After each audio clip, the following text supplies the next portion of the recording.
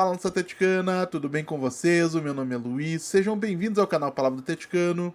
E no vídeo desta segunda-feira nós vamos falar sobre o cativeiro de João Cruz, quais serão os motivos e quem serão os responsáveis pela baixa utilização do meio-campista de 18 anos de idade. Então fiquem comigo que logo depois da vinheta a gente volta para falar tudo sobre o tema do vídeo de hoje.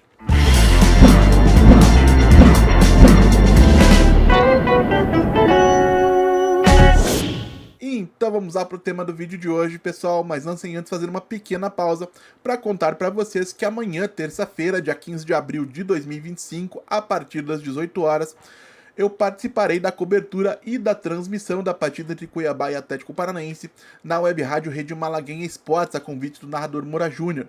Então, se você conhece e gosta do meu trabalho, fica o convite para que você prestigie a transmissão e se inscreva no youtube.com/Rede Malaguenha Esportes. Eu estou deixando o link na descrição do vídeo de hoje. E além disso, a gente vai poder acompanhar juntos a partida e você vai poder interagir comigo ao vivo enquanto a gente torce por mais uma vitória do Atlético na Série B do Campeonato Brasileiro. Mas o vídeo de hoje é sobre o cativeiro de João Cruz, como as redes sociais têm chamado de maneira bastante divertida, a decisão da comissão técnica encabeçada pelo treinador Maurício Barbieri de não escalar ou de não oportunizar minutos ao meio-campista de 18 anos de idade, que sempre foi um grande destaque das categorias de base do Atlético Paranaense. E antes de mais nada, pessoal, nós precisamos estabelecer que sim, o João Cruz tem sido menos utilizado em relação às expectativas que foram criadas em 2024. E para quem não se recorda, não custa recapitular, em 2024 o João Cruz estreou profissionalmente com a camisa do Furacão no dia 8 de maio, durante a vitória do Atlético sobre o Raio Zuliano, lá na Venezuela, em uma partida válida pelo Grupo E da Copa Sul-Americana. Contando com essa partida de estreia, foram 26 partidas ao todo com a camisa do Atlético em 2024, sendo 18 pelo Campeonato Brasileiro, 5 pela Copa Sul-Americana e 3 pela Copa do Brasil, 11 delas como titular, onde o João Cruz marcou 2 gols, concedeu 2 assistências e somou 1.093 minutos. E em 2025, por outro lado, o João tem 13 partidas, sendo 11 delas pelo Campeonato Paranaense e 2 pela Copa do Brasil, 8 delas como titular, marcando 2 gols, concedendo 1 assistência e somando 663 minutos. E você poderia me dizer, com uma certa dose de razão, de que nós ainda estamos no mês de abril, o João Cruz poderia tranquilamente ultrapassar os números que ele fez em 2024, também em 2025. Agora, um detalhe que talvez escape a essa percepção é que o João Cruz não entra em campo com a camisa do Atlético desde o dia 13 de março, então ontem completamos um mês sem ver o João Cruz dentro de campo com a camisa do Furacão. E ele não é titular e não disputa mais do que meia hora desde o dia 21 de fevereiro, há mais de 50 dias, 52 dias para ser bem exato. Então, gente, se continuar assim, a tendência é que ele sequer passe muito dos números que ele já acumulou nesse momento, quem dirá ultrapassar os números da última temporada. E isso é um problema, especialmente considerando que o João Cruz, com exceção do Mikael, talvez, é o jovem mais preparado do atual elenco para receber minutos. Ou seja, se ele não tiver oportunidades, quem é que a gente pode esperar que as tenha? E se esse é um grande problema, quem são os grandes responsáveis por ele? Quem deve ser cobrado por essa situação? No vídeo de hoje eu vou mencionar os 2 maiores responsáveis, pelo menos na minha opinião, por essa situação envolvendo tanto o João Cruz quanto outros jogadores do plantel. E o primeiro, e o mais evidente, é o técnico Maurício Barbieri, porque é ele quem decide, em última instância, quem entra e quem não entra em campo, e é ele que não parece nem minimamente interessado em dar a oportunidade, seja ao João Cruz, seja a qualquer outro menino formado pelas categorias de base do Atlético. E essa situação não fica mais evidente do que quando a gente reavalia tudo o que aconteceu desde a estreia do Atlético na temporada em relação à lateral esquerda da equipe. Porque mesmo o Léo Derek tendo feito um início de campeonato paranaense muito positivo, ele não recebeu uma única oportunidade de ser titular até o momento em que ele sofreu aquela lesão que o afastou dos gramados durante algumas semanas.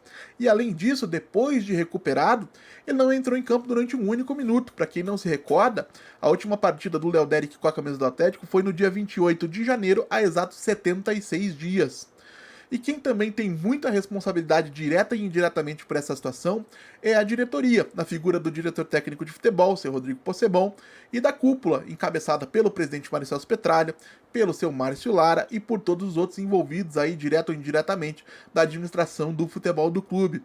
E por que é que eu digo isso? Porque a diretoria do Atlético Paranaense, na figura do seu presidente, declarou há não muito tempo abertamente que quer ser um dos maiores formadores de talentos do planeta. Mas nitidamente não houve uma comunicação à comissão técnica dessa missão, desse objetivo. Ou no mínimo, se houve essa comunicação, o Maurício Barbieri não vem sendo cobrado sobre isso, porque visivelmente ele não se sente muito confortável não dando um único minuto aos meninos da base. E mais, visivelmente não existe um projeto esportivo coeso no Atlético e muito menos um planejamento que inclua a utilização das categorias de base. Porque somente no setor de meio de campo, o Atlético conta em seu elenco com 7 jogadores para 3 posições. O Maurício Barbieri joga com tripé no meio de campo, que podemos considerar até 8 se você quiser incluir o Juninho, que segue treinando normalmente enquanto aguarda, né, um novo destino. E nesse número eu não estou contando nem o João Cruz e nem o Dudu, que são os dois principais meio-campistas vindos das categorias de base do Atlético. Se você quiser contar com os dois, aí teremos 10 jogadores para 3 posições. Então, gente, que chance esses meninos vão ter? Se a diretoria quer que a base seja realmente utilizada, aproveitada, desenvolvida, que esses jogadores sejam protagonistas no crescimento do clube, né, do crescimento do projeto esportivo do clube, eles não podem sobrecarregar o elenco de jogadores experientes e veteranos, especialmente no futebol brasileiro, porque existe uma tendência histórica no futebol do Brasil de que os técnicos não gostam de trabalhar com as categorias de base, gostam dos jogadores prontos, experientes, principalmente se eles tiverem tido passagens por grandes clubes aí ao longo da carreira, como é o caso do Juliano, como é o caso do Patrick e de tantos outros no elenco do Atlético. Eu não estou nem dizendo que esses jogadores não servem. Agora, com jogadores desse perfil no elenco, a base acaba sendo a última alternativa de qualquer comissão técnica brasileira. E eu sei que vai surgir nos comentários quem defenda que para utilizar esses meninos a gente precisaria aguardar uma partida onde o Atlético estivesse vencendo com tranquilidade nos minutos finais para colocá-los em campo sem nenhum tipo de risco, sem nenhum tipo de pressão. Mas eu particularmente sempre pensei de maneira muito diferente disso. Não adianta você esperar uma circunstância ideal que pode sequer acontecer. Nós estamos em abril e o Atlético pode tranquilamente terminar o ano sem vencer nenhuma partida por 3-0, por 4-0, como esse pessoal parece querer aguardar para poder colocar os meninos alguns minutos dentro de campo. Eu acredito firmemente que isso é uma desculpa, uma muleta que foi criada por treinadores brasileiros que historicamente não gostam de trabalhar com as categorias de base, para não precisar utilizar esses meninos.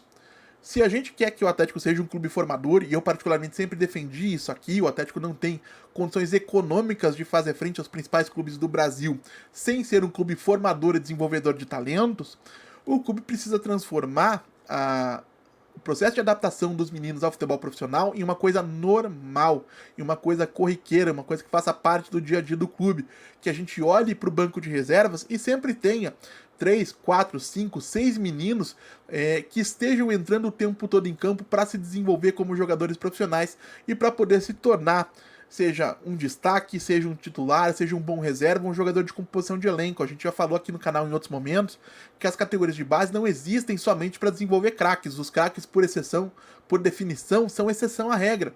O que você precisa desenvolver são bons jogadores para chegarem ao elenco profissional e cumprirem um determinado papel, seja esse papel qual for.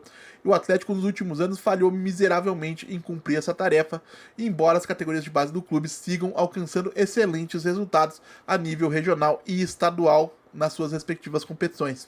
Mas quero saber também a opinião de vocês, claro. O que vocês acham de toda essa situação envolvendo o João Cruz? Ele deveria ou não ser mais utilizado pelo técnico Maurício Barbieri? Ou o Maurício Barbieri tem razão, esse não é o momento de utilizar os meninos da base? Deixe aí nos comentários, como eu sempre digo aqui, eu leio todos. E se você está chegando agora, eu vou pedir que você deixe o seu like, se inscreva no canal Palavra do Atleticano, compartilhe o conteúdo em redes sociais. A gente volta a falar do Atlético Paranaense amanhã, aqui no canal Palavra do Atleticano, com o pós-jogo de Cuiabá e Atlético Paranaense. Espero que com mais uma vitória do Furacão na Série B do Campeonato Brasileiro. Então é isso, gente. Muito obrigado mais uma vez pela atenção de todos e até a próxima.